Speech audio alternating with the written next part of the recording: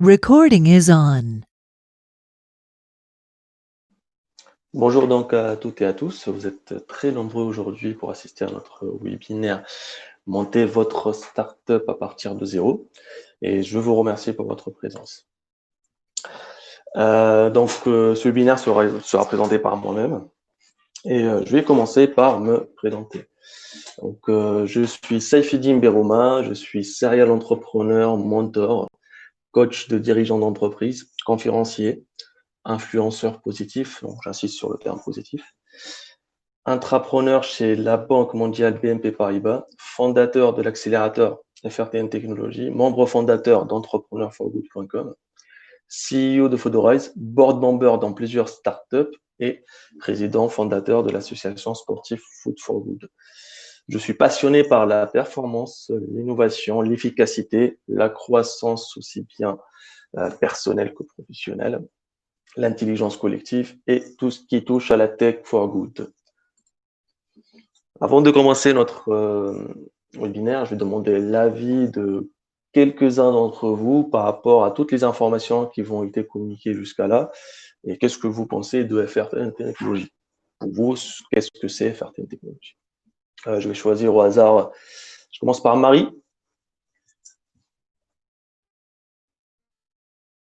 Il faut réactiver ton micro, Marie, si tu veux prendre la parole. Oui, bonjour. Oui.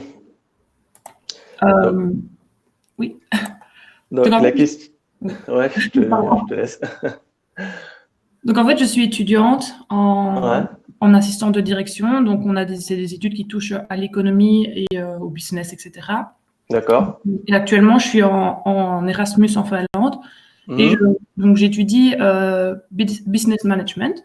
D'accord. Le thème du webinaire aujourd'hui nous intéressait au niveau business, etc. Parce que, je fais des études où probablement je travaillerai dans un bureau, mais pourquoi pas s'intéresser au sujet de l'entrepreneurship. Enfin, je veux dire non. Voilà. Ok, très bien. Voilà, apprendre un peu de nouvelles choses. Très bien, super Marie, je te remercie. Merci. Hugo?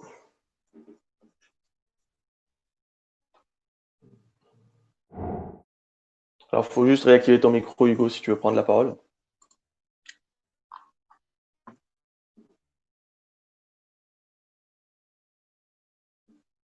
Hugo a peut-être un petit souci technique. Rachel? Bonjour. Bonjour. Alors moi, je suis exactement dans le même cas que Marie, c'est ma collègue, si je puis dire. D'accord. Donc c'est voilà, c'est vraiment Bon, c'est exactement pour les mêmes raisons, du coup. Exactement. Ok, super. Merci, Rachel. Je termine par Marwan. Alors, tu as un petit souci, Marwan. Si tu peux désactiver ton micro, s'il te plaît, parce qu'il y a un écho très très fort. Merci. Bon, c'est pas grave. Merci quand même pour vos avis. Qu'est-ce que c'est FRTN Technologies? Donc, c'est un accélérateur digital de start-up distribué, bootstrappé. Distribué, ça veut dire que les startups peuvent être construites dans n'importe quel pays dans le monde. Et bootstrappé, ça veut dire que les startups ont tout ce qu'il faut pour démarrer leur activité, pour avoir ce qu'on appelle un MVP et confronter leur marché et pivoter sur leurs produits. La FRTN Technologies aussi, c'est un startup studio, parce que pour pouvoir conseiller les startups sur l'ensemble des problématiques, il faut passer par ces étapes-là, en fait. Tout ce qu'on rencontre comme problème en tant que startup et avoir un avis sur le sujet, voilà, essayer de leur donner une certaine longueur d'avance sur ce qu'ils vont confronter comme souci. Et nous avons une dimension éco-responsable avec une finalité humaine positive. C'est-à-dire que toutes les startups qui font et feront partie de notre écosystème doivent avoir une finalité humaine positive. Si par exemple vous avez le meilleur business dans l'industrie du tabac, vous n'allez pas être accepté. Voilà donc une petite présentation de ce que c'est FRTN Technologies rapidement. Je vais rentrer dans les détails bien évidemment. Qui sommes-nous? Nous sommes des entrepreneurs passionnés, libres et déterminés. Nous exploitons les technologies au service de l'humanité. Nous démocratisons l'entrepreneuriat à l'international. Nous sommes des associés, nous sommes solidaires, nous avons une relation forte. Nos différences et nos divergences font notre richesse commune. Voilà les 5, en fait, définitions qu'on se donne aujourd'hui. Vous voyez un mot assez intéressant, en fait, démocratisant. C'est-à-dire que ce qu'on veut aujourd'hui faire, contrairement à d'autres accélérateurs ou d'autres incubateurs, c'est de rendre l'entrepreneuriat possible à n'importe quelle personne dans ce monde. Quelques chiffres de notre accélérateur aujourd'hui. Plus de 1000 entrepreneurs, potentiels entrepreneurs, advisors à l'international. 20 associés, plus de 500 startups accélérées, plus de 100 expertises dans différents domaines, 30 ans l'âge moyen, 75 années d'expérience cumulée, plus de 800 documents d'administration, tutoriels et spécifications, etc. Plus de 500 cours dans différents domaines au niveau de notre dispositif e-learning, plus de 4000 heures de recherche et développement, donc framework, process, stratégie, système, algorithme et méthodologie, etc. Et 20 grandes entreprises partenaires. Alors le problème, pourquoi on a créé FRTN Technologies? Parce que les accélérateurs ne répondent pas parfaitement aux nouveaux usages qui sont post-Covid-19. Donc aujourd'hui, en fait, pour créer une startup, ce qu'il nous faut, c'est vraiment une très grande flexibilité administrative. La possibilité aussi de créer notre startup avec d'autres personnes dans d'autres pays, pas forcément dans sa ville ou au niveau de son école. Donc voilà, en fait, il y a tout un tas de trucs et il faut aussi un environnement complètement digital qui permet à une startup d'évoluer, qui permet à tous les cofondateurs de se rencontrer, d'avancer sur leurs projets respectifs. Voilà comme pourquoi, en fait, le premier problème. Le deuxième, on perd énormément de temps à chercher des cofondateurs sans avoir un vrai fit. C'est-à-dire qu'aujourd'hui, naturellement, vous allez chercher un cofondateur de votre startup, que ce soit au niveau de votre école ou vous allez sur un groupe Facebook, vous allez poster un message, attendre que les gens arrivent, etc. Mais le souci, c'est qu'en fait, la première chose que vous allez faire naturellement, c'est que vous allez chercher un cofondateur qui vous complète sur tout ce qui est hard skills. C'est-à-dire, si vous êtes un profil business, vous allez chercher un cofondateur qui a un profil technique, par exemple. Le souci dans tout ça, en fait, c'est que les hard skills, en vrai, ça ne représente pas un vrai fit. Parce qu'en fait, il y a aussi la partie personnalité qui est super importante dans une équipe cofondatrice. Et il y a aussi les soft skills. Donc, vous devez aussi vous compléter sur les soft skills. Et nous, ce qu'on fait, c'est qu'on juge votre personnalité, on analyse vos soft skills, hard skills, et on essaie de vous matcher avec des gens qui vous complètent complètement au niveau de votre startup. Le troisième problème, c'est que les startups manquent beaucoup de structuration dans leurs premiers mois, voire leurs premières années. Ce qu'on dit généralement, toujours d'ailleurs, c'est que on va créer notre produit, on va confronter le produit au marché et après on va structurer. Sauf que le souci, en fait, c'est que quand tu as des clients, tu n'auras jamais arrivé à structurer. Parce qu'en fait, il n'y a pas plus dur qu'un client. Et au moment où tu as des clients, tu n'as pas le temps de structurer ton activité. C'est impossible. Et du coup, en fait, c'est ce qui fait aujourd'hui qu'il y a plusieurs startups qui échouent, malheureusement. Le quatrième problème, on oublie que la constance est plus importante que l'intensité pour la création d'une startup. Ça veut dire que, encore une fois, naturellement, on arrive les premiers jours, les premières semaines et les premiers mois, on est enthousiaste par rapport à son idée, on est content, on a de l'énergie, etc., et on commence un petit peu à développer son truc. Sauf que naturellement, vous allez baisser en termes d'énergie, en termes d'enthousiasme et en termes de valeur ajoutée au niveau de votre startup parce que vous êtes un humain et vous allez voir qu'une startup, ça rapporte pas, un premier point aussi important, ça rapporte pas de l'argent dès les premières semaines ou les premiers mois. Vous allez devoir travailler, faire des choses, tester des choses, échouer, apprendre, etc. Et ça ne va pas vous rapporter de l'argent dès vos premiers mois d'existence. Et à ce moment-là, en fait, il va y avoir une perte d'enthousiasme tout à fait naturelle et ça impacte beaucoup votre startup et ça peut même mener à l'échec. Donc, la constance, elle est beaucoup plus importante que l'intensité. Il en faut de l'intensité dans une startup, mais il va falloir gérer tout ça, en fait. Il faut être constant plus que intense. Le cinquième problème, c'est que les produits ou services sont généralement conçus dans un périmètre restreint et avec une vision limitée. Donc, vous imaginez que le produit, tel qu'il est aujourd'hui au niveau de votre réflexion, va répondre à des problématiques du marché. Sauf que vous n'êtes pas le seul client de votre produit. Enfin, j'espère pour vous en tout cas. Ce qui veut dire que le produit tel que vous l'imaginez, ça se trouve que ce n'est pas ce que votre marché attend concrètement. Et le problème, c'est que si vous allez construire un produit dans votre coin et vous allez passer, je ne sais pas, plusieurs mois, voire même plusieurs années pour certains, et vous allez sortir un jour, à ce moment-là, en fait, vous allez être même voire beaucoup déçu parce que votre marché va dire non, mais c'est quoi ça? C'est pas ce que j'attends en fait, concrètement. Et ça fait plusieurs mois, voire plusieurs années de perdu. Ce sont les problèmes aujourd'hui. Quelles sont les solutions? À travers FRTN Technologies, on propose un environnement d'échange entre entrepreneurs 100% digital. Et c'est quelque chose de structuré. C'est pas un groupe Facebook, c'est pas un groupe dans un autre réseau social. C'est vraiment quelque chose où vous êtes protégé quand vous échangez avec d'autres entrepreneurs sur toute la partie confidentialité, propriété intellectuelle, etc. Donc, vous allez pouvoir échanger en toute sécurité. Vous allez pouvoir poser vos questions, vos réflexions, prendre un café à distance avec d'autres personnes, dans d'autres pays, avec d'autres cultures, d'autres paradigmes qui vont vous rajouter de la valeur. Donc, ça, c'est notre environnement qu'on a construit pour ce qu'on appelle l'FRTN Community. La deuxième solution, c'est un matching de complémentarité entre cofondateurs à la fois spontané et cadré par des algorithmes.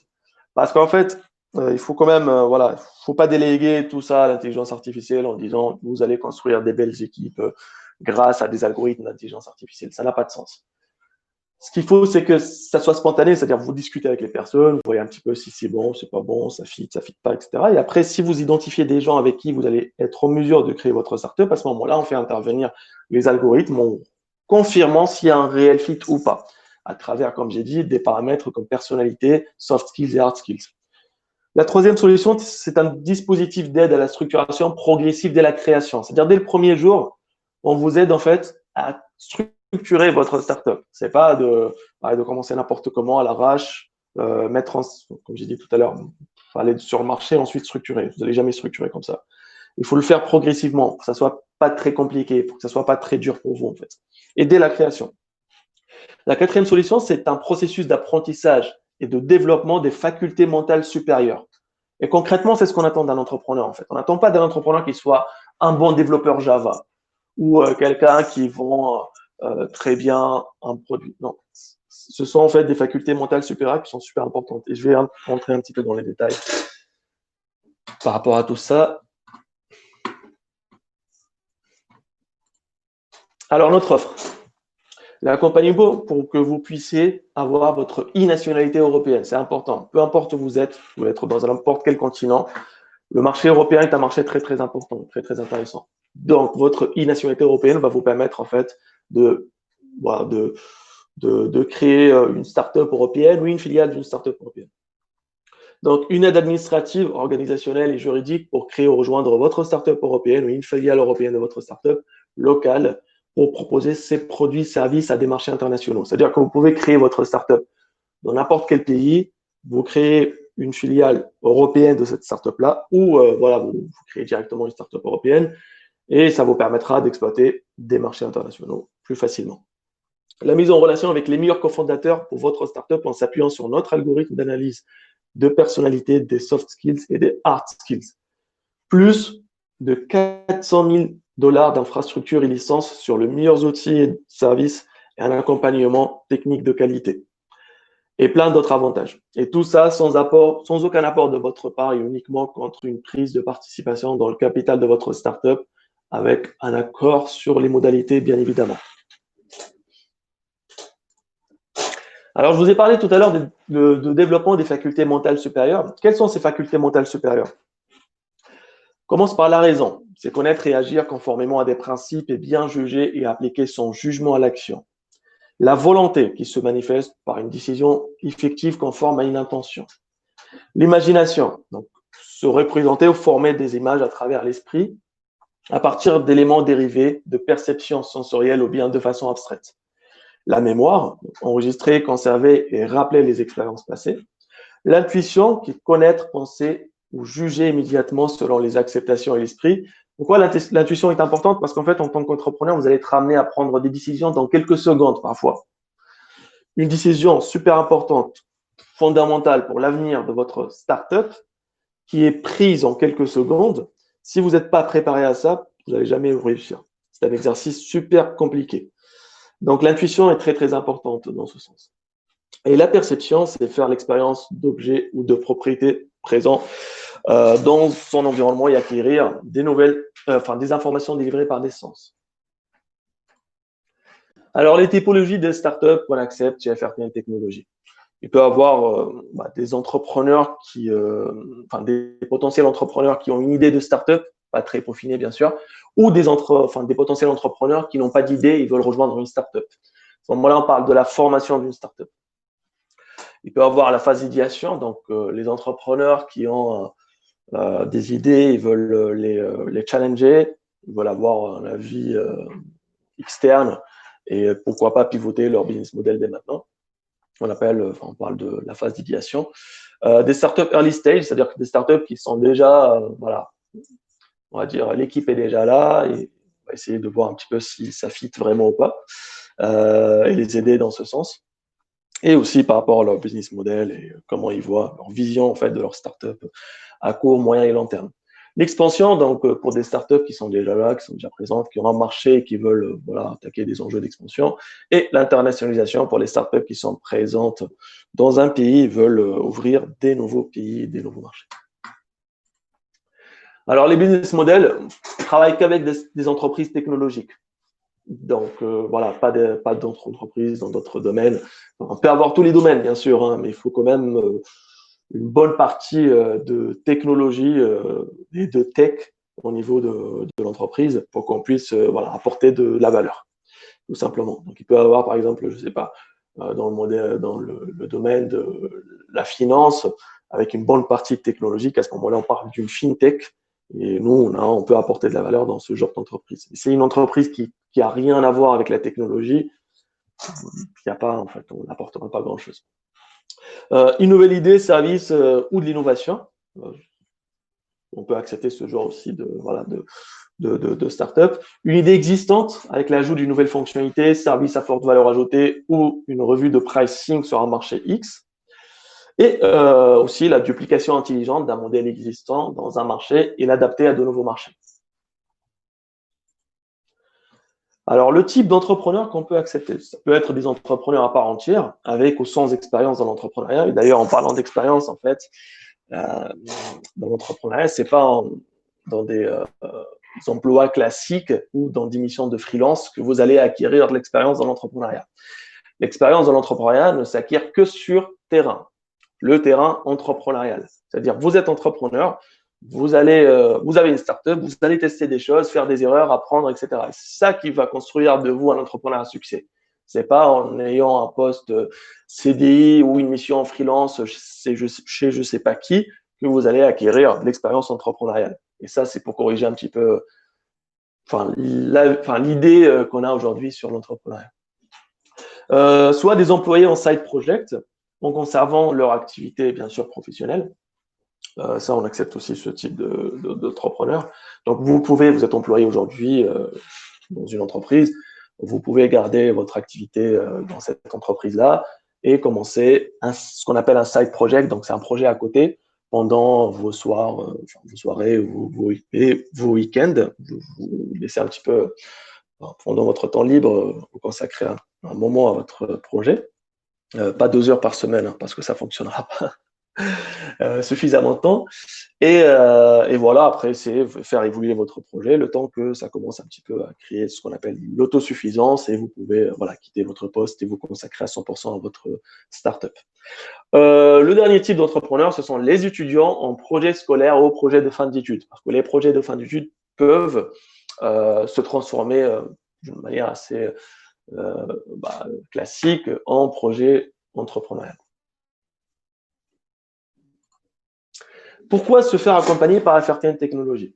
Tout simplement parce que votre produit-service ne représente que 10% de votre startup. Ça peut vous choquer, mais c'est véridique. Il y a beaucoup de choses, en fait, il y a beaucoup de paramètres qui font que une startup réussit ou pas. Et le produit ou service représente que 10% de ces paramètres-là. L'organisation est très, très importante, c'est à 15%. L'équipe aussi, donc 15%. La communication, on l'ignore tout le temps dans la création des startups, on représente 20% quand même. La communauté, donc il faut créer une communauté, il faut créer des gens avec qui vous échangez, vos early adopters aussi pour votre produit ou futur produit. À 20%, il faut créer des systèmes. Aujourd'hui, vous ne pouvez pas tout faire manuellement. Vous n'avez pas le temps de tout faire manuellement, à moins que vous allez recruter, je sais pas moi, 1000 personnes dès votre premier jour, et ça, c'est pas faisable. Il faut créer des systèmes, il faut automatiser tout ce qui est automatisable. C'est très, très important. Et des systèmes, bien sûr, robustes, hein, c'est pas juste automatiser n'importe comment. Et cela représente 20%. Alors, le processus entrepreneurial chez FRTN Technologies en durée moyenne de 2 ans commence par la qualification des entrepreneurs et des startups, l'onboarding des entrepreneurs, le matching entrepreneurs et le pitch day. Donc, les gens qui ont des idées vont pitcher devant d'autres entrepreneurs et les entrepreneurs vont voir est-ce que l'idée, ça leur convient ou pas. La création de la team, après le processus administratif, dans tout ce qui concerne les membres de la startup. Pacte d'associés, c'est important. Il faut se mettre d'accord sur un pacte. Voilà, parce que ça va. Il faut imaginer tout le problème en fait à l'avenir et pouvoir le résoudre facilement à travers ce pacte-là sur lequel tout le monde s'est mis d'accord. La définition de framework. Quand vous travaillez, vous devez définir des règles et des standards qui vont vous permettre en fait de vous bien communiquer d'une manière efficace et efficiente. Et c'est ce qu'on appelle le framework en fait. Donc vous n'allez pas travailler à l'arrache, vous n'allez pas travailler n'importe comment, vous allez respecter un ensemble de règles, normes et standards. Brainstorming et business model, ça c'est important entre l'équipe. Donc vous voyez, vous faites beaucoup de séances de brainstorming, vous voyez un petit peu à quoi ça va correspondre votre business model et vous pivotez en interne déjà dans un premier temps.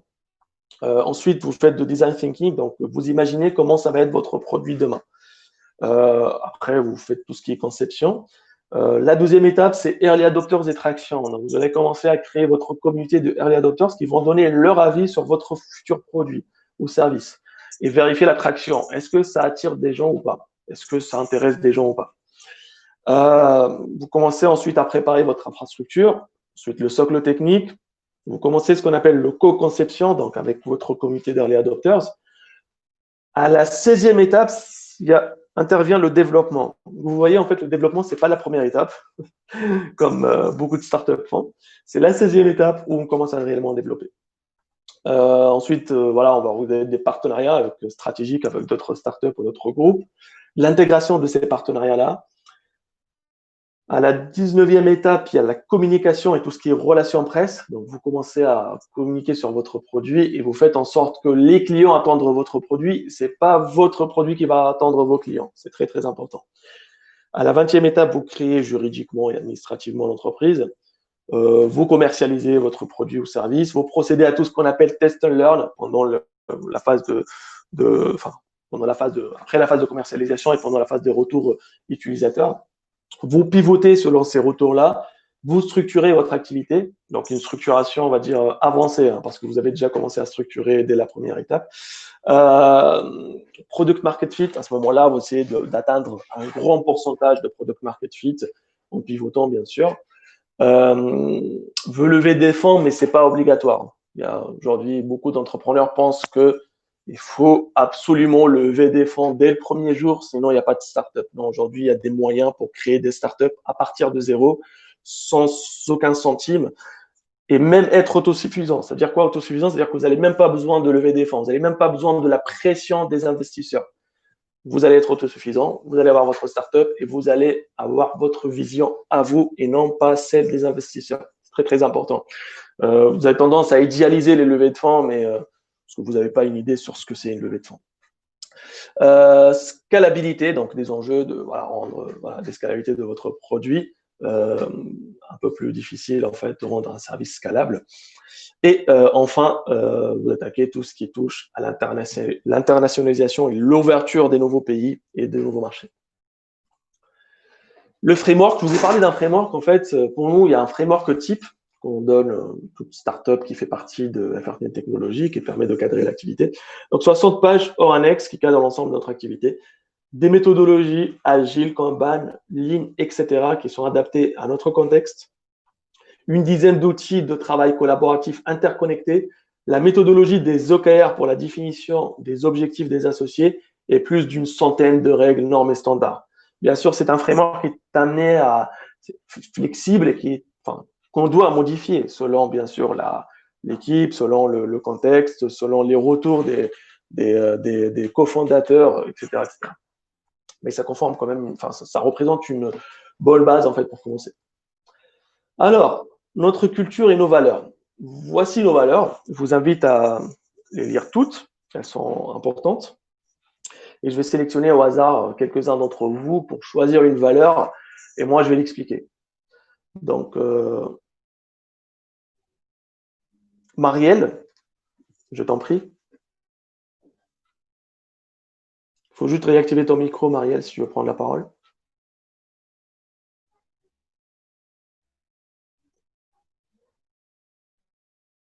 Bon, je pense que tu as un souci technique, Marielle.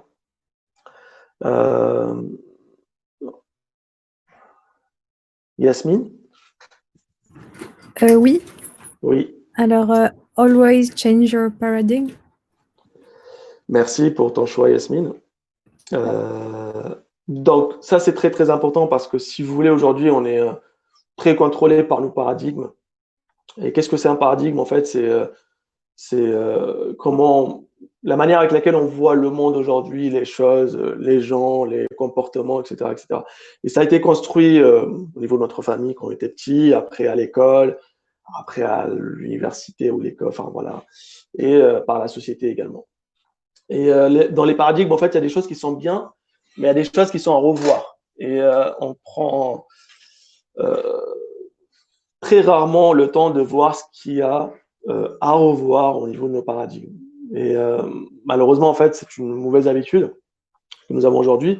Il faut la changer. Donc, il faut tout le temps essayer de changer vos paradigmes, de voir ce qui est bien et ce qui est moins bien. Ce qui est amélioré, vous l'améliorez. Vous devez soit le retirer, soit l'améliorer, soit voir les choses d'une autre façon. Donc, faites attention à vos paradigmes. Et ce qui contrôle aussi vos paradigmes, c'est votre entourage. Donc, aujourd'hui, c'est un petit peu d'analyser votre entourage. Les gens qui sont avec vous, est-ce que ce sont des gens qui vous poussent à dépasser vos limites, qui vous challenge, qui vous encouragent, ou ce sont des gens qui vont dire mais de toute façon tu n'es pas capable, ou viens on va boire un café, rigoler un petit peu, c'est plus intéressant. Enfin voilà, essayez de revoir un petit peu votre entourage et faites attention aussi des avis qui viennent des personnes qui vous aiment le plus, parce que parfois ces avis-là et ces remarques-là peuvent vous impacter négativement. C'est pas parce que ces personnes-là ne vous aiment pas, mais parfois c'est par ignorance. Donc voilà. Faites attention à ça, c'est très très important. Merci Yasmine pour ton choix. Guy? Guy, il faut juste réactiver ton micro aussi. Voilà. D'accord, merci. Bonjour à tout le monde. Bonjour. D'accord. Your mindset is everything. OK. Your mindset is everything. C'est ça. OK, merci beaucoup, Guy. Bon choix. Votre état d'esprit est très, très important pour vous, voire la chose la plus importante que vous avez aujourd'hui. Travaillez votre état d'esprit. Est-ce que votre état d'esprit vous ramène, vous permet d'atteindre vos objectifs, ou au contraire, en fait, il vous décourage, il vous porte préjudice pour atteindre vos objectifs. Réfléchissez bien à votre état d'esprit, c'est très, très important. Comment vous travaillez aujourd'hui, quelle est l'intensité que vous mettez sur les projets qui vous tiennent à cœur. Il y a tout un tas de sujets, en fait. Je vous laisse aussi approfondir un peu plus le sujet. Mais votre état d'esprit permettra de faire de vous des entrepreneurs à succès et permettra aussi de créer de vous, si vous ne faites rien, des gens qui sont voués à l'échec. Donc, faites attention à votre état d'esprit. Merci pour vos choix. Donc, nos partenaires, c'est plus de 400 000 $ de crédit sur les meilleurs outils, infrastructures et services et un accompagnement de qualité et la plus belle communauté pour vous concentrer sur l'essentiel qui sont vos utilisateurs. Nous avons IBM, Google, Microsoft, Amazon, Mixpanel, Stripe, Typeform, Segment, SendGrid, ContractBook et plein d'autres partenaires. Vous connaissez certainement la plupart de ces entreprises-là. La liste intégrale, elle est sur notre site frtm.tech. Alors, nos startups aujourd'hui, il y a Fodorize. Fodorize est le Netflix de la foodtech. Grâce à nos algorithmes dans l'intelligence artificielle, nous analysons les profils alimentaires de nos clients afin de leur offrir une expérience utilisateur hyper personnalisée qui répond à leurs préférences, restrictions, exigences alimentaires. Donc, Fodorize, c'est la meilleure startup des BPI Tech en mai 2020 et top 15 des best of depuis toujours. Une des meilleures startups du mouvement Let's Go France de la BPI Nos Générations 2019. Plusieurs centaines de restaurants partenaires et une proposition de levée de fonds de 2 millions d'euros.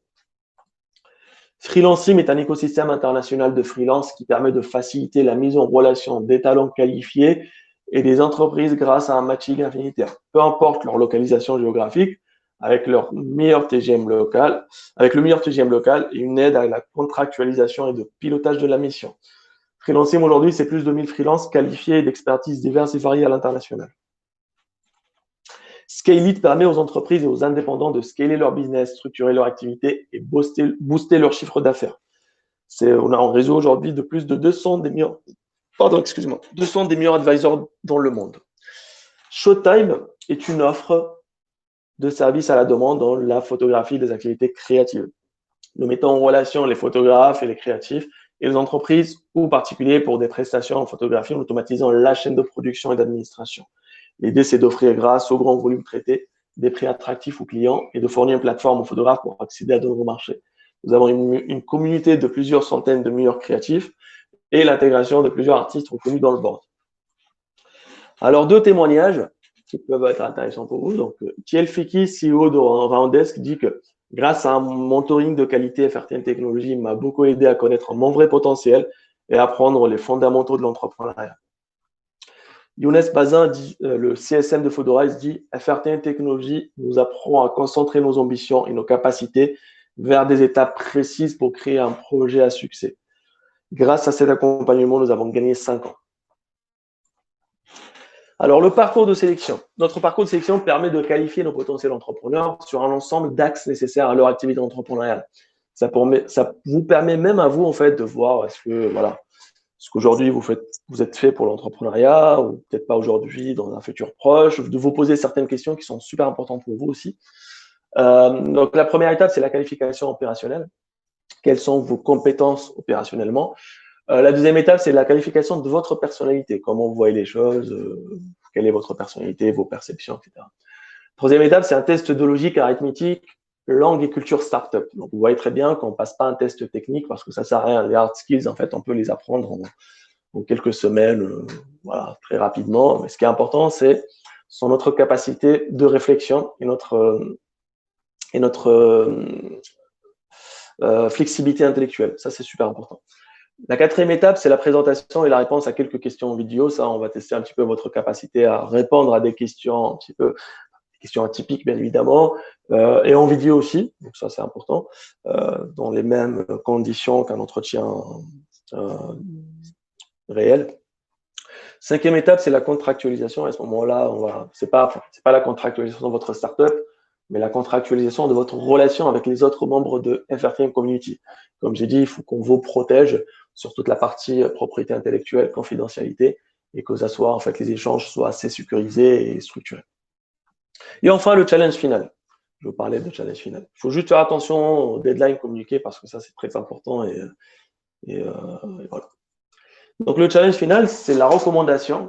Aujourd'hui, pour avoir une communauté des meilleurs cofondateurs potentiels d'une startup, il faut que ça soit sur recommandation. C'est-à-dire, on demande à des gens de vous recommander. Est-ce que vous êtes bon sur tel ou tel sujet, ou peut-être c'est tel ou tel sujet qui nécessite quand même une amélioration, etc. Le parrainage, donc les bons entrepreneurs et potentiels entrepreneurs vont parrainer aussi des bons entrepreneurs et potentiels entrepreneurs. Et aussi l'état d'esprit qu'on va analyser à travers vos interactions, vos échanges au sein de FRTN Community. C'est là que ça construit notre challenge final. Vous vous posez certainement la question, avez-vous le profil d'entrepreneur? Il n'est pas très facile de répondre à cette question-là, mais il y a quand même certains points qui peuvent vous permettre de vous faire votre propre réflexion sur le sujet. Donc, votre startup fait partie de vos 3 premières priorités personnelles et professionnelles dans la vie. Dans le cas contraire, ne forcez pas, l'entrepreneuriat n'est pas fait pour vous. Vous voulez être acteur ou actrice d'un impact positif dans le monde. Vous avez une ambition au-dessus de la moyenne, voire exceptionnelle. Vous êtes persévérant ou persévérante et vous vous fixez des objectifs clairs. Vous savez où est-ce que vous voulez arriver. Vous avez une disponibilité suffisante pour mener une activité entrepreneuriale. Vous êtes très doué dans ce que vous faites. Vous savez travailler dans un contexte spécifique avec une équipe qui partage les mêmes valeurs et ambitions. Vous avez le sens de l'organisation, vous êtes concentré quand vous travaillez et vous ne procrastinez pas. Vous apprenez vite de vos erreurs et parfois même des erreurs des autres. Vous portez entièrement vos responsabilités quand cela est nécessaire et vous n'essayez pas de justifier l'injustifiable. L'échec pour vous est un vecteur de réussite. Vous pensez aux autres avant de vous penser à vous-même. Et vous n'êtes pas là pour faire uniquement ce que vous faites d'habitude ou ce que vous savez faire. Vous devez sortir de votre zone de confort, faire et apprendre des choses nouvelles. Voilà, vous n'êtes pas obligé vous s'identifier dans les 13 points, bien sûr, mais au moins sur une bonne partie de points pour dire que voilà, je suis prêt aujourd'hui à commencer une aventure entrepreneuriale. Quelles sont vos priorités aujourd'hui? C'est une question que vous devez vous poser en fait régulièrement. Vous avez 24 heures qui sont uniformément réparties sur toute la planète. Vous vivez en moyenne 72 ans et le nombre de vos grandes réalisations est limité. Quelles sont vos priorités dans la vie? Qu'est-ce que vous voulez faire dans la vie? Ce qu'on attend de vous en tant qu'entrepreneur, c'est de la disponibilité, de la compétence dans votre domaine d'expertise, bien évidemment. Vous ne pouvez pas être compétent dans tout, hein, c'est clair. De la passion, donc si vous n'êtes pas passionné par ce que vous faites, ça ne sert absolument à rien. Vous devez être passionné par votre sujet entrepreneurial, par votre produit, par votre service. Vous devez avoir un esprit d'équipe. Vous allez travailler avec des gens aujourd'hui. Vous ne pouvez pas créer votre produit ou service seul. C'est impossible. On ne parle pas d'entrepreneur dans ce cas-là. De l'organisation, donc vous devez être très organisé. Un bon sens de communication, de la responsabilité, de l'apprentissage. Donc vous devez apprendre rapidement parce que c'est très très important. Il y a tellement de choses à apprendre et très peu de temps. Votre rapidité d'apprentissage est importante. Le mindset, donc on en a parlé tout à l'heure, l'état d'esprit, c'est très très important. C'est ce qui vous contrôle aujourd'hui. L'argent pour vous doit être une conséquence et non pas un objectif. Donc si vous voulez créer votre startup pour gagner de l'argent rapidement, vous êtes sur le mauvais chemin. Vous allez être déçu très très rapidement et ça va vous impacter, vous et votre startup. Donc l'argent pour vous doit être une conséquence et non pas un objectif. Je vous le dis. Mais rappelez-vous tout le temps de ce sujet-là parce qu'il peut vous dépasser en fait. Voilà, essayez de vous rappeler que l'argent pour vous est une conséquence et non pas un objectif. À chaque fois, toutes les semaines, même tous les jours dans votre aventure entrepreneuriale parce que c'est important. La persévérance, donc si vous êtes quelqu'un qui n'aime pas les problèmes, je vais vous annoncer une bonne nouvelle. Être entrepreneur, en fait, c'est rencontrer plusieurs problèmes tous les jours. Donc aujourd'hui, si vous rencontrez un problème par semaine ou un problème par mois, demain, vous êtes entrepreneur, vous allez en rencontrer plusieurs par jour. Donc si vous n'aimez pas les problèmes, si vous n'êtes pas persévérant face aux problèmes, vous avez déjà une réponse. Et la remise en question, vous devez remettre en question tous les jours, vraiment tous les jours, tous les soirs. Vous dites, est-ce que j'ai fait les choses bien? Qu'est-ce qu'il y a à améliorer? Et qu'est-ce qu'il y a, les choses dont je dois en être fier. Et ça, c'est très, très important. Remettez en question, que ce soit dans une aventure entrepreneuriale en tant qu'entrepreneur ou même dans la vie quotidienne, le fait de se remettre en question apporte énormément de valeur. Je vais vous donner quelques conseils pour vous rendre ce webinaire quand même très intéressant pour vous, parce qu'il y a certaines personnes parmi vous qui seront potentiellement intéressées par l'entrepreneuriat, peut-être à court terme, peut-être à moyen terme, mais il y en a d'autres qui sont là juste pour des raisons, sont curieuses. Je vais vous donner quelques conseils en liaison avec l'entrepreneuriat et d'ordre général aussi. Changez votre état d'esprit vous changera. Ne le faisons pas si c'est faisable. Nous le faisons quoi qu'il arrive. Ne créez pas de start-up. C'est un peu paradoxal avec tout ce que j'ai dit depuis le début de ce webinaire, mais c'est véridique. Créez un long processus d'habitude en étant discipliné, engagé, impliqué et passionné d'une manière constante. Et c'est ce qui va créer la plus belle des start-up. Donc voilà, prenez le problème à l'inverse. Créez votre propre sentiment d'urgence. Parce qu'en fait, si ce n'est pas urgent pour vous, ça ne l'est pour personne. Donc si c'est pas, voilà, créez votre propre sentiment d'urgence sur les sujets que vous êtes en train de traiter actuellement, sur vos activités. Vous êtes la moyenne des personnes que vous côtoyez. Donc faites attention à votre entourage, regardez un petit peu les personnes que vous côtoyez aujourd'hui. Est-ce que ce sont des personnes qui vont vous apporter de la valeur et à qui vous apportez de la valeur ou pas? Si ce n'est pas le cas, faites quelque chose. Arrêtez de vous plaindre et assumez les conséquences de vos actes.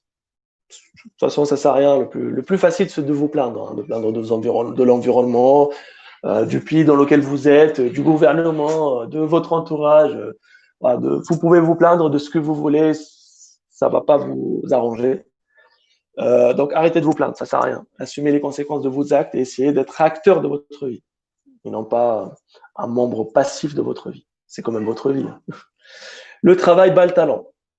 Ça, c'est très important. Donc, si vous êtes talentueux et vous ne travaillez pas, vous n'allez jamais réussir. Si vous êtes une personne moyenne intellectuellement et que vous travaillez dur tous les jours, vous allez finir par réussir.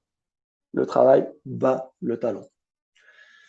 Je termine par quelques citations qui sont aussi intéressantes et qui peuvent être des sujets de réflexion de votre part.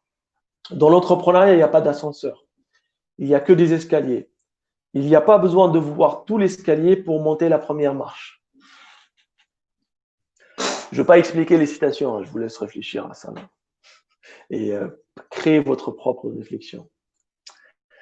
Si vous voulez avoir des résultats différents, il suffit de faire des choses différentes. Ça paraît trivial.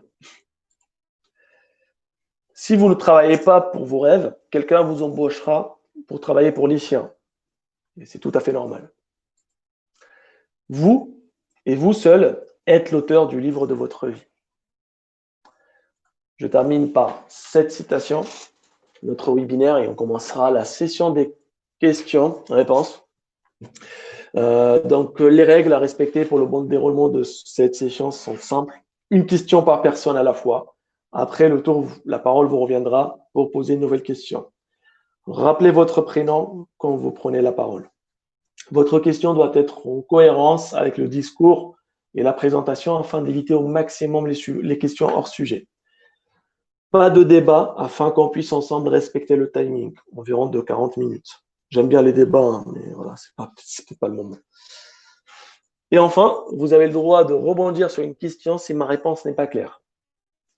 Voilà, les 5 règles à respecter. Et à vos questions, bien sûr, vous pouvez prendre la parole. Il faut juste appuyer lever la main, en fait, tout en bas à gauche. Ou sinon, s'il n'y a personne qui lève la main, vous pouvez prendre la parole directement. Je vous en prie donc. Idriss veut prendre la parole. Je t'en prie, Idriss. Il faut réactiver ton micro, Idriss.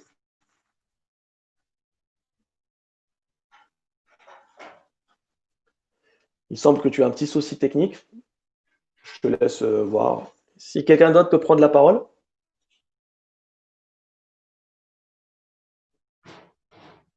Vous pouvez poser n'importe quelle question, il n'y a pas de question bête. Donc voilà, c'est n'importe quelle question en relation avec les startups, l'entrepreneuriat, quelque chose qui vous interroge.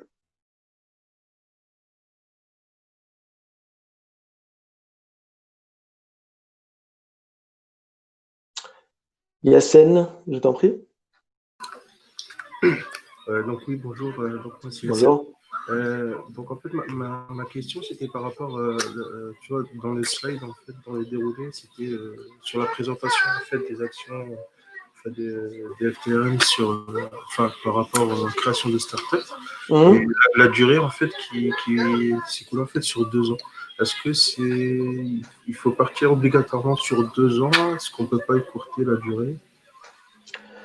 Alors Yacine, c'est une durée moyenne de 2 ans, bien sûr. C'est-à-dire qu'il y a une startup qui peut faire tout ça en 1 an. Il y en a d'autres qui vont le faire en 10 ans. C'est une durée moyenne de 2 ans, mais n'oublie pas que dans ces étapes-là, on parle des enjeux de scalabilité, d'internationalisation, d'ouverture de nouveaux pays, de nouveaux marchés.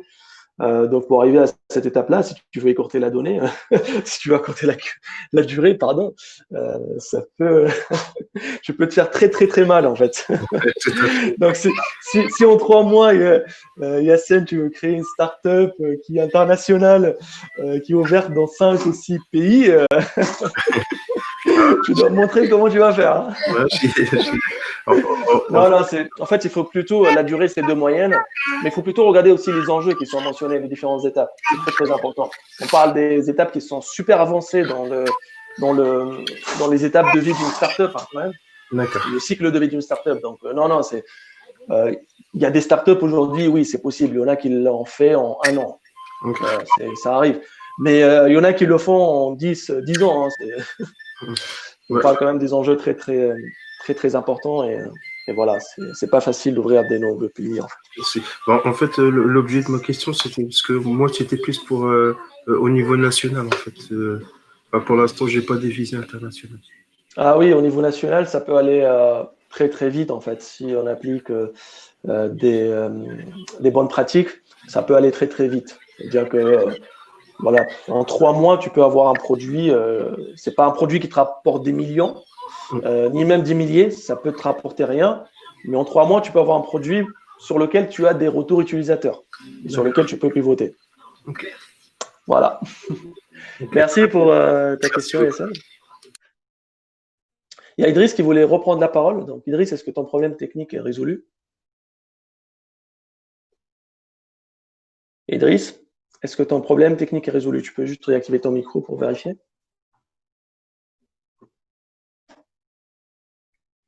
Non, toujours pas. Idriss, sur le chat, essaye de poser ta question et je vais la lire et je vais répondre. Mohamed, essaye de prendre la parole. Bonjour tout le monde. Bonjour Mohamed. Merci beaucoup pour la présentation et tout. Ma question, c'est à propos un diapo où vous avez dit que c'est pas nécessaire d'avoir des levées de fonds pour commencer ou pour à un certain niveau de la création de start-up, c'est pas nécessaire d'avoir des levées de fonds. Est-ce que vous pouvez nous expliquer plus ce point? Oui, bien sûr. C'est une question pertinente, Mohamed. Aujourd'hui, si vous voulez, dans 90% des potentiels entrepreneurs que je rencontre, on parle que de levée de fonds. Je cherche des investisseurs, je cherche des fonds pour investir sur mon idée. C'est ce qu'ils disent, hein, sur mon idée. Je répète exactement les mêmes mots. Est-ce que vous connaissez quelqu'un de fou aujourd'hui qui est prêt à investir son argent sur une idée? Si vous en connaissez un, donnez-moi une liste et on va la partager avec ces entrepreneurs-là ces potentiels entrepreneurs qui les cherchent.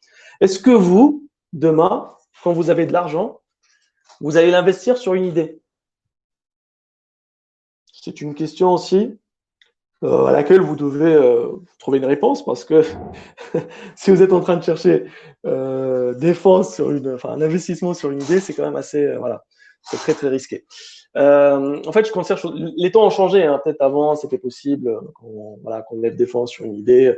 Ou même aujourd'hui, c'est peut-être possible aussi hein, sur sur, je sais pas, 10 millions de cas. Mais est-ce que vous voulez aujourd'hui laisser faire la chance et être le 1 parmi ces millions ou vous voulez provoquer cette chance-là? Pour provoquer la chance, en fait, il faut créer un produit, quelque chose qui a son marché, même un petit marché, hein, qui est convaincu de l'idée, qui est enthousiaste par rapport à la proposition de valeur de votre produit ou service. Et essayer d'atteindre l'autosuffisance déjà dans un premier temps. Parce que si vous avez 400 000 $ sur les meilleures infrastructures, outils et services, et que vous avez des cofondateurs qui matchent complètement avec votre personnalité soft skills et hard skills, là, à ce moment-là, on peut parler quand même d'une autosuffisance opérationnelle et autosuffisance en termes d'infrastructures et d'outils dont vous avez besoin. Rajoutons à ça, si vous pouvez créer un réseau de partenaires, c'est ce qu'on est d'ailleurs chez Fertin Technologies, de vous trouver les partenaires stratégiques qui vont vous accompagner dans le développement de votre startup. Je pense, à mon propre avis, que vous avez tout pour réussir et pour atteindre l'autosuffisance. Pourquoi cherchez-vous des investisseurs? Pourquoi perdre votre temps plutôt à chercher des investisseurs? C'est une question. je ne suis pas contre de lever des fonds, mais ça doit se faire à un moment stratégique de votre cycle de vie de start-up. Ça doit se faire en position de force et non pas en position de faiblesse. C'est-à-dire que vous arrivez à un certain moment, vous avez votre marché, vous êtes solide, vous êtes même autosuffisant, et que vous dites, voilà, j'aimerais bien ouvrir le marché anglais, le marché américain, il me faut lever des fonds pour des raisons X, Y, Z que vous allez identifier. À ce moment-là, vous allez chercher un fonds d'investissement, vous allez lui expliquer la chose, et vous serez en fait convaincant. Et même les clauses de la signature de votre contrat de levée de fonds vont être bénéfiques pour vous et non pas l'inverse. Donc voilà, posez-vous la question, est-ce qu'il y a un investisseur fou pour investir sur une idée? Pourquoi vous prenez le problème de l'autre sens et vous allez créer votre produit, votre marché, vous essayez d'atteindre l'autosuffisance et après, un stade X de votre startup, vous allez voir, essayer de lever des fonds. Posez-vous toutes ces questions-là en fait. Et croyez-moi, 90% des entrepreneurs aujourd'hui se posent la mauvaise question. Ils cherchent un investissement que vous ne vont jamais trouver d'ailleurs et ils finiront leur vie en n'ayant jamais rien essayé. Et même, si vous voulez, il y a une phrase que je répète souvent et que j'aime beaucoup, c'est en n'ayant pas d'argent que vous allez apprendre la gestion de l'argent. C'est paradoxal. Donc, en n'ayant pas d'argent que vous allez apprendre la gestion de l'argent. Demain, vous allez lever à un stade très précoce de votre startup 10 millions d'euros et que vous n'êtes pas passé par des problématiques de gestion d'argent parce que vous n'avez pas d'argent, bah, ces 10 millions d'euros, vous allez les mettre n'importe comment, vous allez mettre dans n'importe quoi, comme ça s'est fait dans plusieurs milliers de cas de start-up, et vous finissez sur un échec.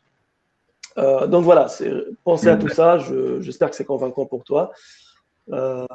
Juste pour développer plus la question, si vous permettez, à un certain niveau dans la startup aura des charges qu'elle doit couvrir. Par exemple, si vous aurez besoin de recruter quelqu'un pour faire une tâche bien définie dans votre startup, afin d'atteindre le marché, ou afin d'atteindre le marché pour juste tester la solution chez un client, vous aurez besoin de quelqu'un pour un truc technique ou pour développer quelque chose de technique pour compléter pour terminer le développement du MVP ou de la POC ou ça. Je vois ce que tu veux dire. Je vois ce que tu veux dire, mais j'ai répondu à cette question dans la réponse et je vais rebondir dessus pour éclairer ce point-là encore une fois.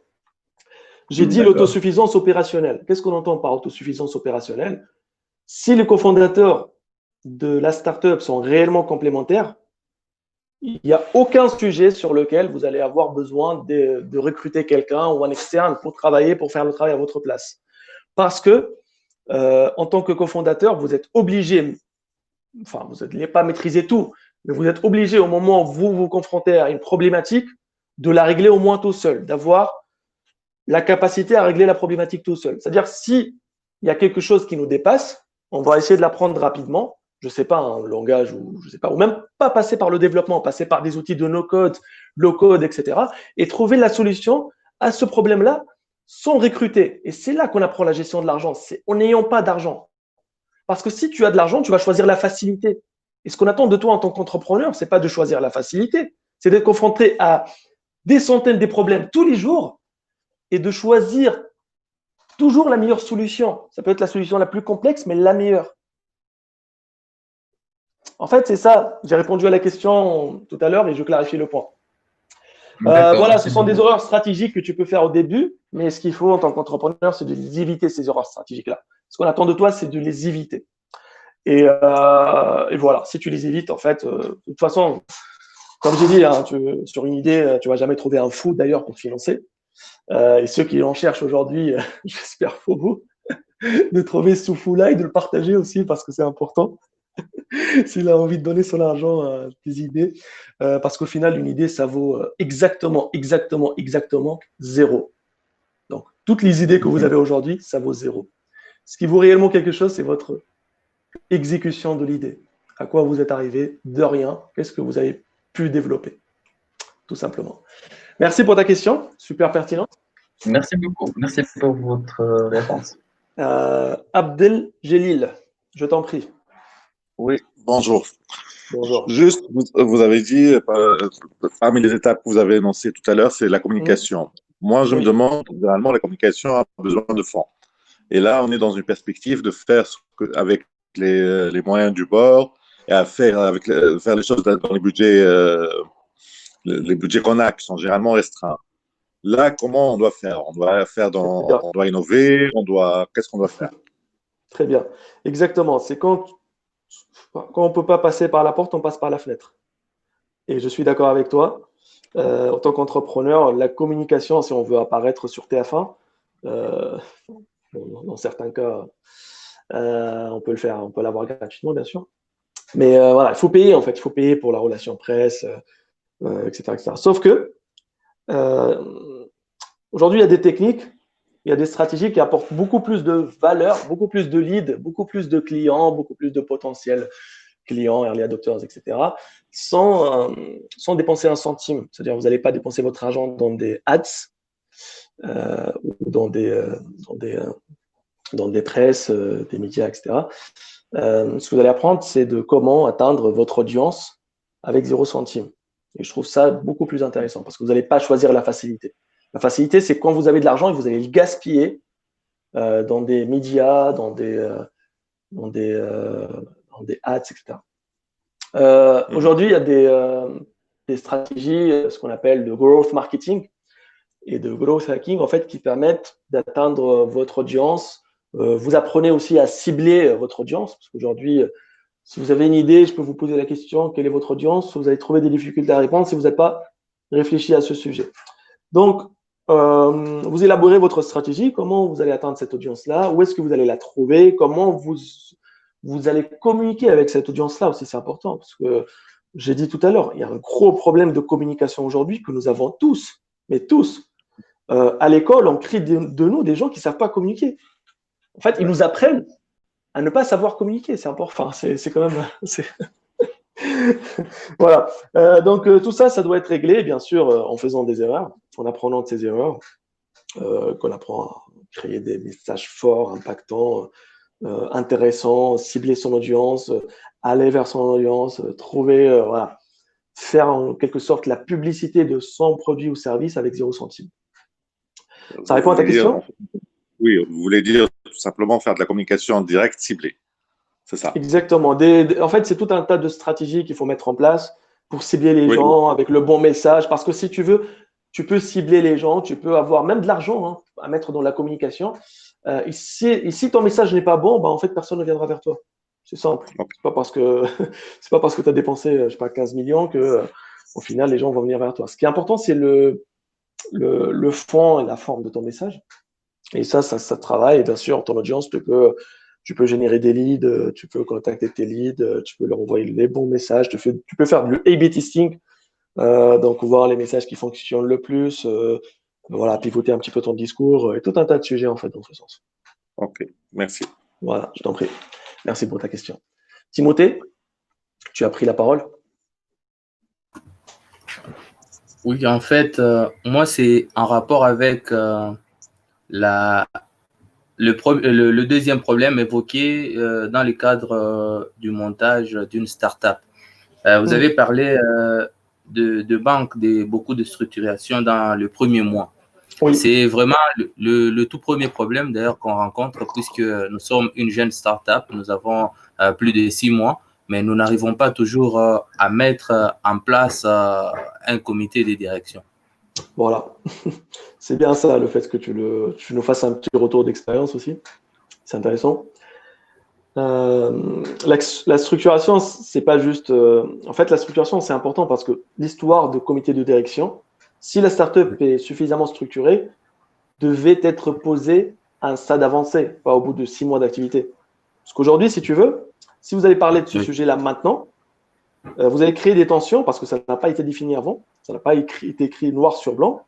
Ça fait 6 mois que vous travaillez, vous allez commencer un petit peu à vous juger, vous entrez dans un cercle vicieux et ça peut se terminer par un éclatement de la startup. Donc, le sujet de la structuration, là, il prend tout son sens à travers ce retour d'expérience. Après, voilà, il y a des. Pour y remédier, c'est compliqué. C'est-à-dire que c'est pas, t'as pas. Ça doit être, comme j'ai dit, abordé au départ, dans les premières semaines. Mais malheureusement, là, 6 mois, ça fait quand même beaucoup. Il n'y a pas de chance à 100% de trouver une solution, mais si tu veux, on peut en discuter dans les prochains jours et je te donnerai des conseils pour évoquer le problème et trouver des solutions à ça. Ah, d'accord, merci en tout cas. Voilà. Je t'en prie, avec plaisir. Shaima, tu souhaites prendre la parole? Oui, bonjour tout le monde. Bonjour. Je m'appelle Shaima. Tout d'abord, je veux vous remercier pour cette occasion. Avec grand plaisir. Donc, en tant qu'étudiante en digital management, je veux savoir l'importance et surtout l'évolution de la digitalisation dans le monde de start-up, surtout avec les conditions actuelles de la pandémie, etc. C'est possible, bien sûr. Oui, bien sûr. Alors, pour faire le plus simple possible, avec la réponse la plus claire possible, aujourd'hui, le digital contrôle le monde. Donc, notre monde aujourd'hui est contrôlé par tout ce qui est digital et nouvelles technologies. On peut avoir des startups qui peuvent être valorisées à plusieurs milliards en quelques mois. C'est très, très rare, bien sûr, hein, mais ça existe.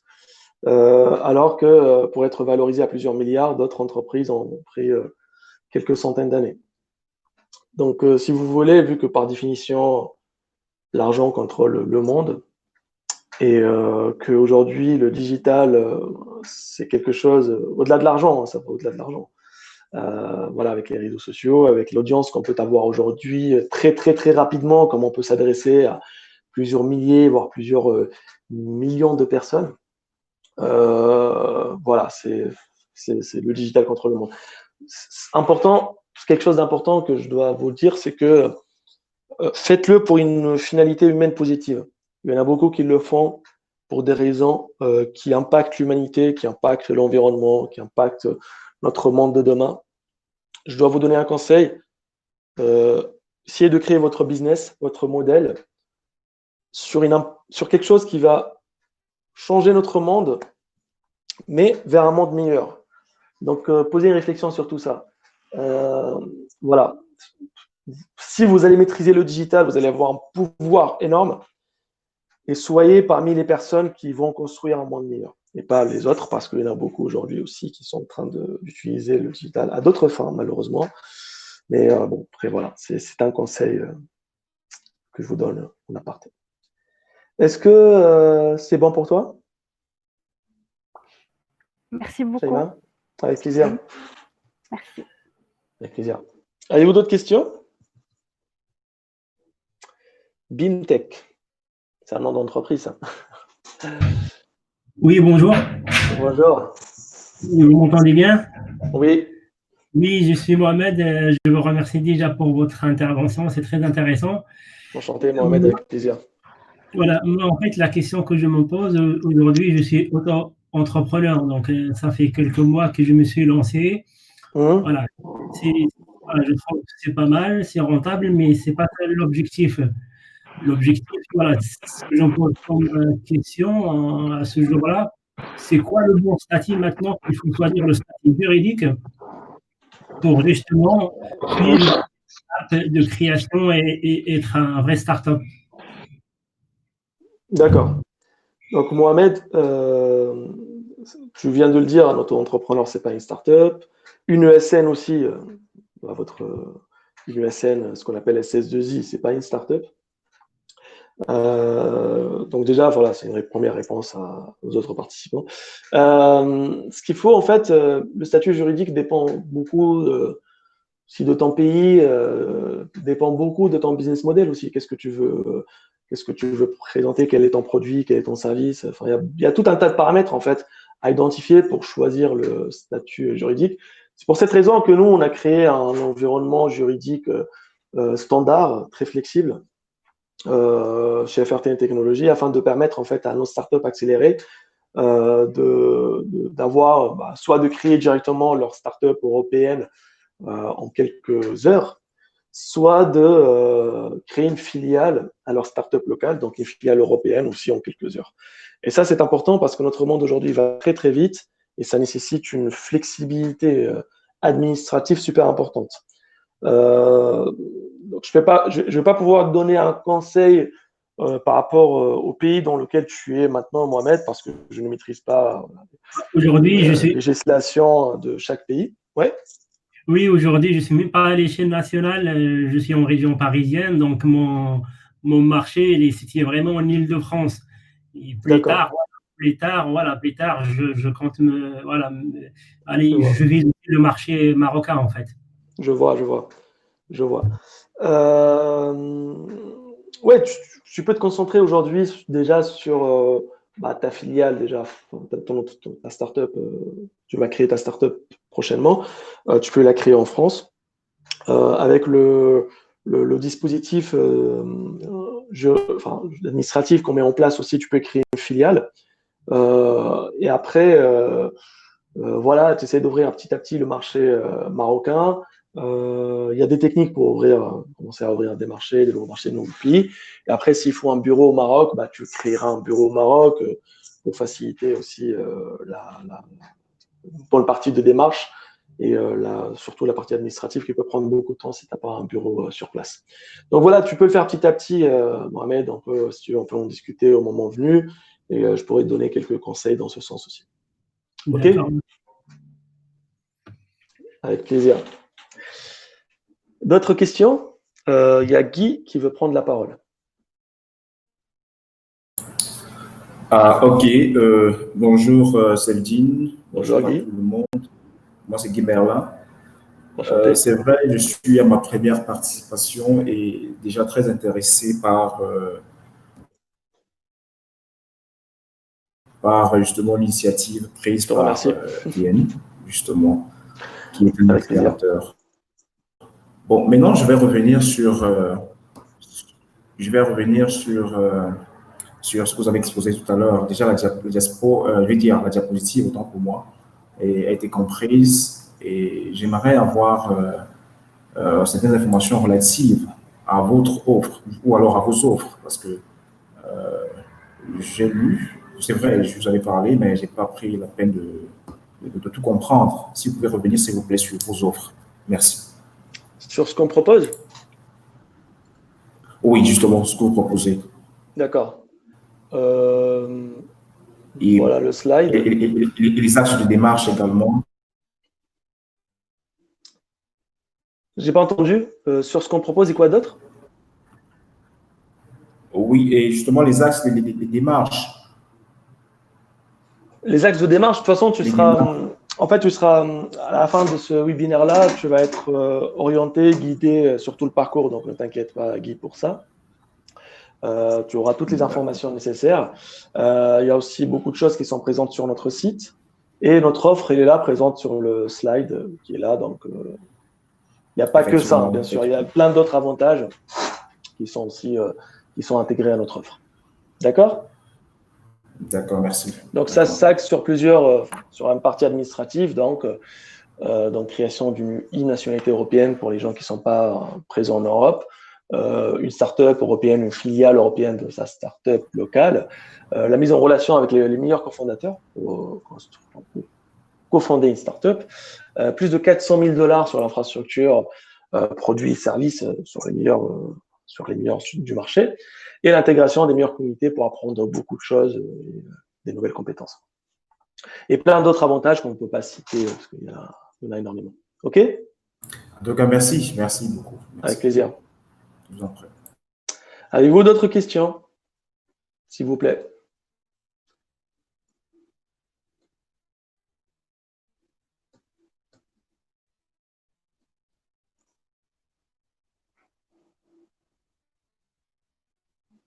Je vais regarder le chat s'il y a une question par message. Non, il n'y a pas de question par message.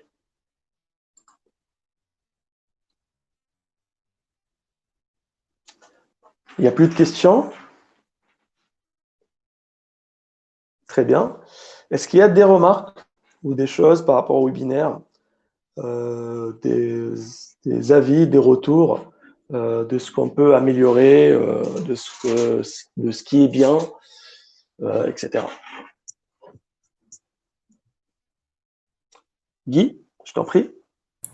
Oui, j'ai une idée. Je pense que peut-être dans la suite ou alors très prochainement, il sera important d'ajouter au webinaire comment dire ça, des cas d'espèces. Ça a coupé, Guy, tu as dit quoi? Est-ce que tu peux répéter, ça a coupé. D'ajouter quoi? Je dis, n'est-ce pas? Allô? Oui. Allô? Oui, d'ajouter justement à la présentation des cas d'espèces, des exemples qui pourront justement étayer la compréhension et permettre à nous, jeunes entrepreneurs, de pouvoir mieux comprendre le monde et l'environnement dans lequel nous avons. D'accord. OK. On peut le faire, on est sur un sujet quand même qui est très, très général, qui a vraiment tellement de sujets, Guy, que ça prendra peut-être plusieurs mois à présenter. Donc, l'objectif du webinaire, c'est vraiment de vous donner une vision, de vous expliquer certaines choses et de répondre à vos questions, bien sûr. Vous en avez plein.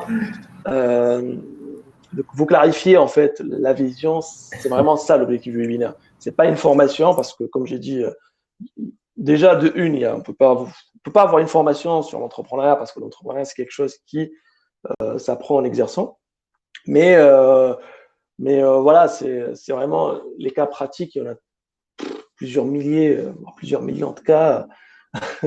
Et ça dépend de différents domaines, des spécificités, des différents paramètres. Donc, c'est vraiment, l'objectif, c'est pas de faire une formation en 1 heure et demie, vraiment. C'est pas l'ambition. Effectivement. Mais bon, après, on peut réfléchir à ce sujet et voir comment on peut apporter plus de valeur dans ce sens. Merci beaucoup, Guy, pour ton avis. D'accord, merci. Est-ce qu'il y a d'autres personnes aussi? Prenez la parole, hein, franchement, n'ayez pas peur. Prenez la parole. Comme j'ai dit tout à l'heure, il n'y a pas de questions bêtes. Et vous pouvez donner votre avis aussi, c'est important.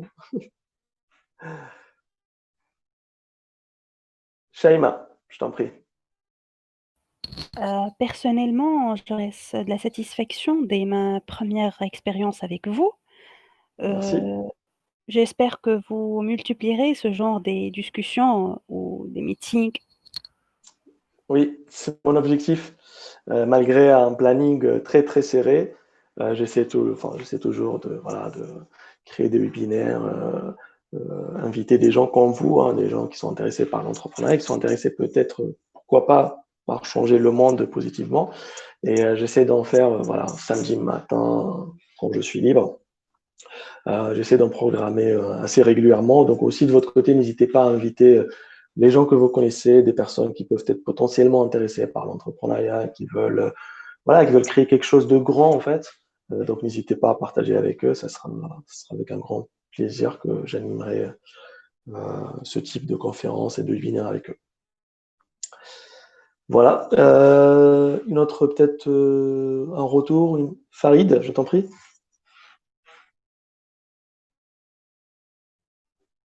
Il faut juste réactiver ton micro, Farid, si tu veux prendre la parole. Et si ça ne marche pas, c'est que c'est un petit souci technique de ton côté. Bonjour. Oui, c'est bon. Je t'en prie. Ouais, je disais que je trouve le webinaire là intéressant. Merci. Je suis venu un peu tard, mais bon. D'accord. Il y a eu un petit souci. Okay, bon, ce que je voulais savoir, c'est que je voulais connaître les aspects juridiques dans la création en fait d'un startup. Donc, je voulais savoir, est-ce que ça dépend de la juridiction de chaque pays ou comment ça se passe, au fait?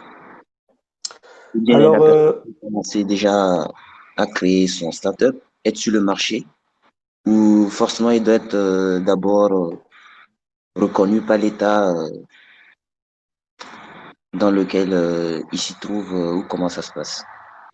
Alors nous, ce qu'on a fait pour simplifier ça, comme j'ai demandé, notre époque aujourd'hui demande une flexibilité administrative très très importante et notre contexte aussi, parce que créer des startups alors qu'on est n'importe où dans le monde avec d'autres cofondateurs qui sont aussi partout dans le monde, il faut en fait un cadre spécifique pour cela. Et c'est pour ça qu'on a créé notre propre cadre qui vous permet de créer une startup en quelques heures, hein. C'est très très rapide, avec d'autres cofondateurs, que ce soit dans votre pays ou partout dans le monde. Et voilà, aller directement avoir le bon statut, la bonne forme, les bons textes, etc. Et sachant que voilà, l'étape de création juridique de la startup intervient quand même à un stade assez avancé. C'est-à-dire que vous n'êtes pas obligé de créer votre startup dès le premier jour où vous allez commencer à les différentes étapes que j'ai expliquées précédemment. Mais voilà, sinon tout est cadré, tout est standardisé pour offrir voilà, une certaine rapidité et efficacité aux startups que nous avons et aux entrepreneurs qui font partie de notre écosystème. Autre chose, si par exemple un entrepreneur veut créer une startup aussi au sein de son pays, il peut le faire. Sauf que voilà, c'est lui qui le fait parce que c'est optionnel, il n'est pas obligé de le faire. Donc s'il a vraiment l'envie, très envie de le faire, son pays demande quand même. Parce que généralement, en fait, une startup européenne peut exercer dans n'importe quel pays. Mais pour différentes raisons, si vous avez envie de le faire, vous pouvez le faire de votre côté, mais cela ne va pas impacter votre activité. Est-ce que c'est clair pour toi? Ok, merci. Avec plaisir. Alors, on va terminer. Est-ce qu'il y a des questions, des retours, des remarques? Très bien. Donc, je suppose que tout est clair pour vous. Et merci pour vos questions. C'était super enrichissant. Alors, il y a Majoba qui nous remercie pour la qualité de ce webinaire. Merci beaucoup pour ton retour, Majoba. C'est gentil. Donc, le code d'accès indispensable pour envoyer votre candidature, c'est WPFRTN20, tout en majuscule. Donc, WPFRTN20. Notez-le.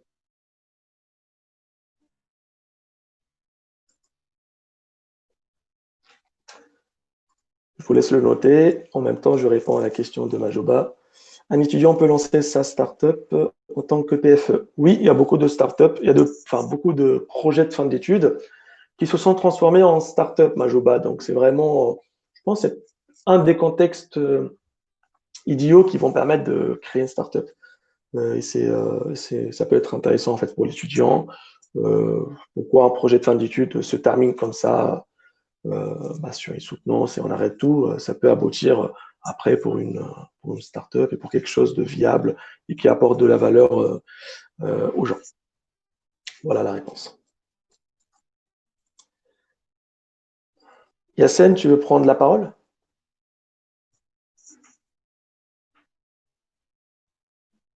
Ton micro est désactivé, Yassine. Voilà. Oui, excuse-moi. Juste une petite question par rapport au code d'accès que tu nous partages. C'est une réduction, c'est en fait Non, je ne vends rien aujourd'hui. Je ne suis pas un vendeur. Moi. Non, je ne vends rien, il n'y a pas de réduction, il n'y a rien.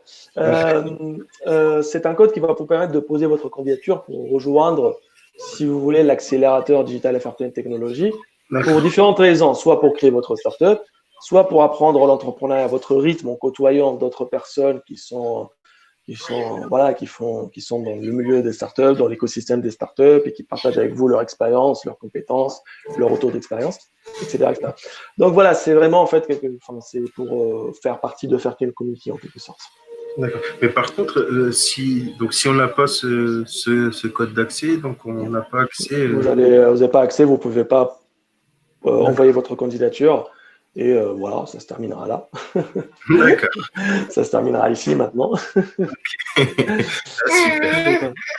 Voilà. Est-ce que c'est un parcours, hein, comme j'ai expliqué tout à l'heure, c'est un parcours de sélection. Donc, on va vous poser des questions importantes pour vous et pour nous aussi. Et ça va vous permettre de comprendre un petit peu aussi ce que c'est un entrepreneur, quel est le mindset qu'un entrepreneur doit avoir, etc., etc. Donc, notez-le, le code. Est-ce qu'il y a quelqu'un qui n'a pas encore noté ce code?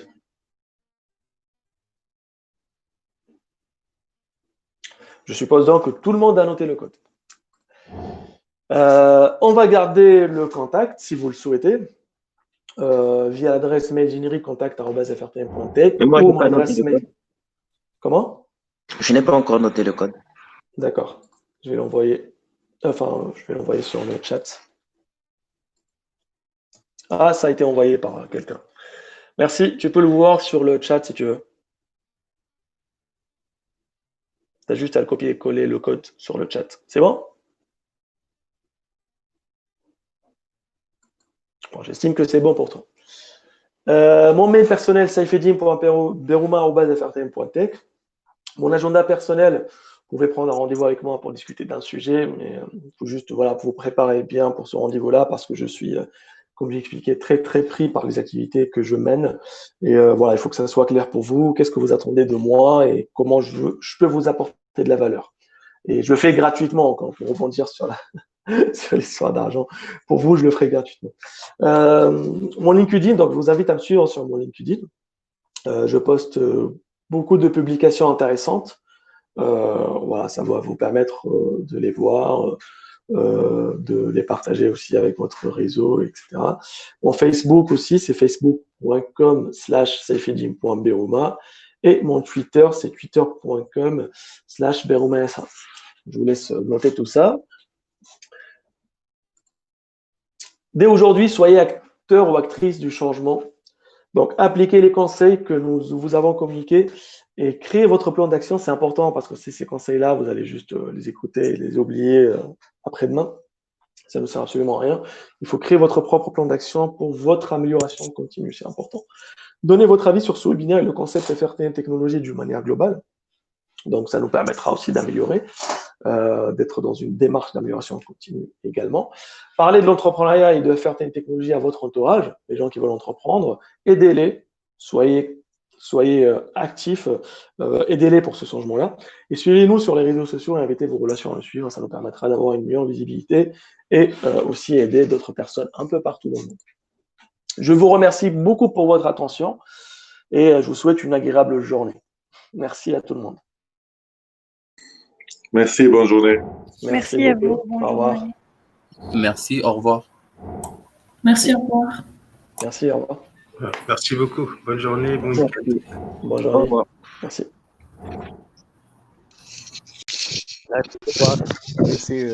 Merci, bonne journée. Merci. Au revoir. Au revoir.